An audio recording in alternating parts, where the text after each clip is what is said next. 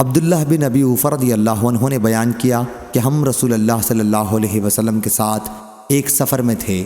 جب سورج ڈوب گیا تو آن حضرت صلی اللہ علیہ وسلم نے ایک صحابی حضرت بلال رضی اللہ عنہ سے فرمایا کہ اتر کر میرے لیے ستو گھول، کیونکہ آپ روزے سے تھے۔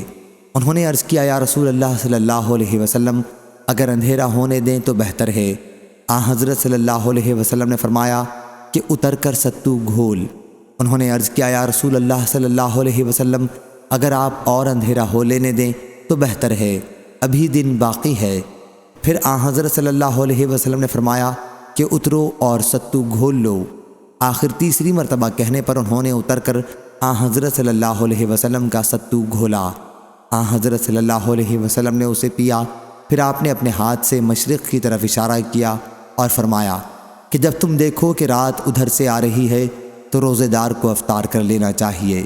صحیح بخاری حدیث نمبر 5297۔